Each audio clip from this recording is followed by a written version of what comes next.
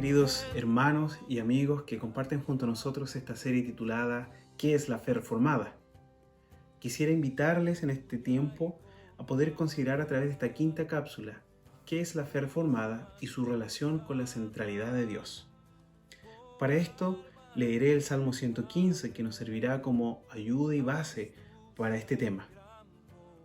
El Salmo 115 desde el verso 1 al 3 dice: No a nosotros, oh Jehová, no a nosotros, sino a tu nombre da gloria, por tu misericordia, por tu verdad. ¿Por qué han de decir las gentes, ¿dónde está ahora su Dios? Nuestro Dios está en los cielos, todo lo que quiso ha hecho.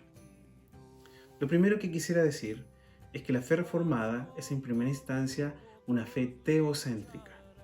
¿Qué quiere decir esto? Que es una fe centrada en la persona de Dios. Es importante que consideremos la centralidad de Dios en la fe reformada, ya que desde la época de la caída hasta nuestros tiempos, el ser humano ha emprendido una carrera por entronizarse en el lugar de Dios.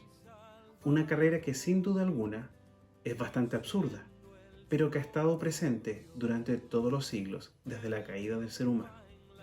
Por lo tanto, también estuvo presente de manera esencial en el siglo XVI. El cristiano de aquella época dependía necesariamente de los hombres para ser considerado salvo, por ejemplo. El concepto de Dios estaba rebajado a una idea bastante humana, en lo que Lutero le escribe a Erasmo: vuestro concepto de Dios es demasiado humano. Pero esto no es una realidad que solamente vivió la iglesia del siglo XVI.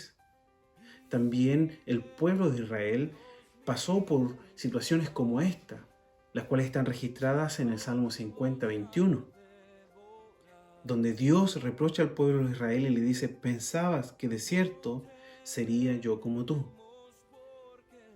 Debemos considerar que existe una distancia infinita entre el Creador y las criaturas, pero constantemente el hombre ha intentado ser el centro de atención del universo.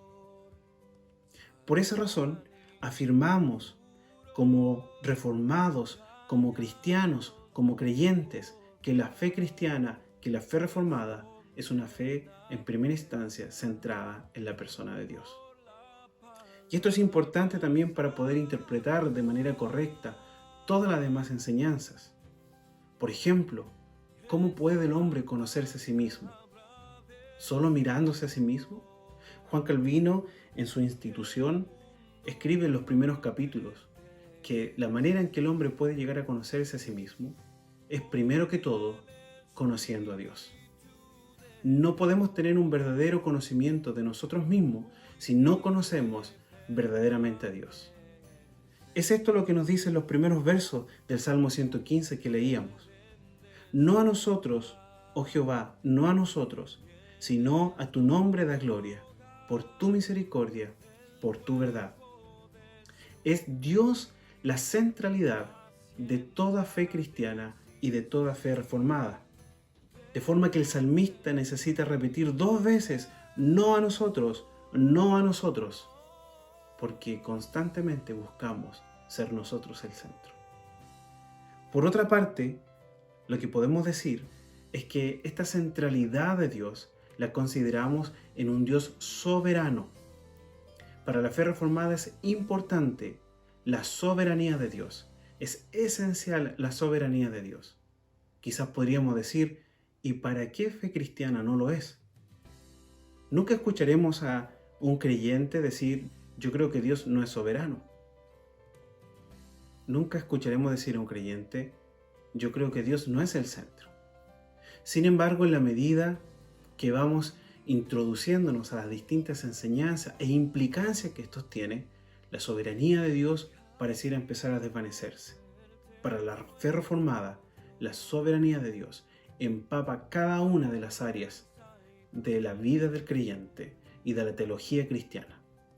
Por ejemplo, la soberanía de Dios en la creación, como nos dice Nehemías 9:6, la soberanía de Dios en el gobierno de las cosas, como dice Proverbios 21:1, la soberanía de Dios en sus planes, Todo lo que Él desea, lo hace, dice el Salmo 2.4. La soberanía de Dios de forma absoluta en todas las cosas y sobre el ser humano. Santiago nos dice que el hombre dice, iremos a tal lugar, haremos tal cosa. Pero Santiago nos enseña a decir, si Dios quiere, porque Él es soberano en todo. La implicancia de la soberanía de Dios en nuestra salvación. ¿Somos nosotros quienes decidimos ser salvados? ¿O es Dios quien decide salvarnos? ¿Somos nosotros quienes decidimos no pecar? ¿O es Dios quien nos guarda de pecar? Para la fe reformada, Dios es soberano en todas las cosas. En nuestro contexto actual, ¿somos nosotros quienes decidimos quiénes nos gobiernan? ¿O es Dios quien pone reyes y quita reyes? Eso es lo que nos dice el verso 2 y 3 del Salmo que leíamos. ¿Dónde está tu Dios?, dice la gente. Y el salmista responde, nuestro Dios está en los cielos, gobernando soberanamente. Todo lo que Él quiere hacer, lo hace. Nada se escapa de su mano. Para concluir, quisiera que pudiéramos meditar en nuestra fe reformada. ¿Qué es para ti Dios? ¿Qué tan humano es Dios para ti? ¿Qué te diría Lutero si te escribiera una carta? ¿Te diría tu concepto de Dios es demasiado humano? ¿Te diría Dios, pensabas que Él sería como tú? ¿Qué tan soberano es Dios en tu vida? ¿Qué tan soberano es Dios en nuestras vidas? Consideramos que cada uno de nuestros cabellos, Él los cuenta, los pone o los saca. Podamos meditar en esta verdad. Para la fe reformada, Dios es el centro y el soberano de todas las cosas. Que el Señor te bendiga.